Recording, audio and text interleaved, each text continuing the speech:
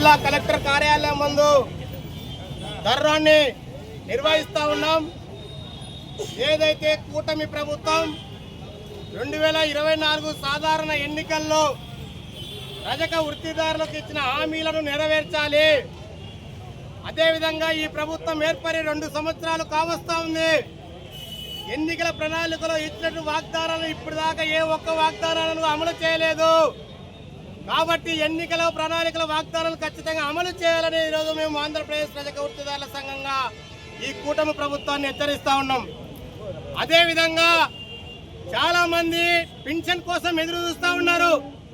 కొత్త వారికి ఇప్పుడు దాకా ఒక పింఛన్ కూడా మంజూరు చేయడం లేదు. కాబట్టి వితంతు వికలాంగులకు అదేవిధంగా 50 సంవత్సరాలు నిండిన ప్రతి రజక వృత్తిదారునికి కొత్త వారికి పింఛన్ తక్షణమే మంజూరు చేయాలని, ఇల్లు లేనటువంటి ప్రతి రజక వృత్తిదారునికి 2 సెంట్ల ఇల్లు స్థలాన్ని ఇచ్చి ఇల్లు నిర్మించి ఇవ్వాలని, ఎస్సీ ఎస్టీ తరహాలో సామాజిక రక్షణ చట్టాన్ని ఏర్పాటు చేయాలని, విశ్వకర్మ కౌశల్య యోజన పథకం ద్వారా ఇప్పటికే ట్రైనింగ్ పొందినటువంటి వాళ్ళకి రుణాలు పనిముట్లు ఇవ్వాలి. ఇప్పటిదాకా ట్రైనింగ్ ఇవ్వకుండా ఆన్లైన్ బంద్ చేశారు.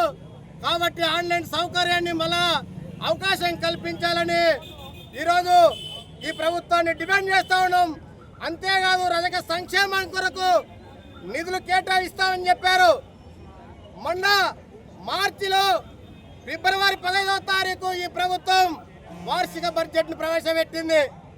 రజక సంక్షేమం కొరకు ఇప్పుడు దాకా కూడా ఒక నయా పైసా కూడా కేటాయించలేదు.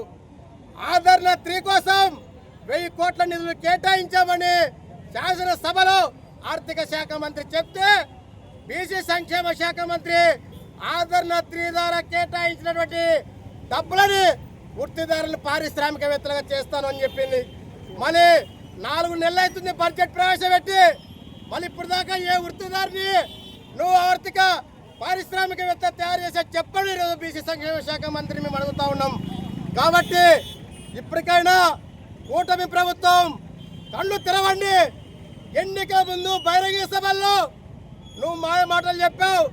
ఈరోజు మనం ఈ బహిరంగ సభల్లో ఇంత తెల్లగా ఉన్నామంటే, ఇంత పరిశుభ్రంగా ఉన్నామంటే దానికి కారణం రజకులు అని చెప్పావు చంద్రబాబు. మర్చిపోయావా? అట్లాంటి రజకులకు సమస్యలు ఉన్నాయి. మళ్ళీ గాడిదలు కాస్తున్నావా, లేకుంటే గుర్రాలు కాస్తున్నావా? 2 సంవత్సరాలు అయింది. రేపు 12వ తారీఖు ఈ ప్రభుత్వం ఏర్పడి ఏ ఒక్క వాగ్దానం కూడా అమలు లేదు. ఈరోజు సంక్షేమం కొరకు కార్పొరేషన్ ఉంది, దానికి ఒక చైర్మన్ కేటాయించారు. కానీ చైర్మన్ జీతం తప్ప దానికి నిధులు లేవు. రజక కార్పొరేషన్ చైర్మన్ ఇప్పటికైనా ఈ రాష్ట్రంలో ఉన్నటువంటి అన్ని సంఘాలని కలుపుకొని ప్రభుత్వం దగ్గరికి తీసుకెళ్లి ఈ సమస్యల పరిష్కారం కొరకు మీరు బద్దులు కావాలని తెలియజేస్తూ, రాబోయే కాలంలో రజక వృత్తిదారుల సమస్యలు పరిష్కరించకపోతే తస్మాత్ జాగ్రత్త, గత ప్రభుత్వాలకు కట్టిన పదే కడుతుందని ఈరోజు హెచ్చరిస్తూ కూటమి ప్రభుత్వం ఎన్నికలను తక్షణమే అమలు చేయాలని కోరుతా ఉన్నాం. నా పేరు గురిశేఖర్, ఏపీ రజక వృత్తిదారుల సంఘం రాష్ట్ర అధ్యక్షుడు.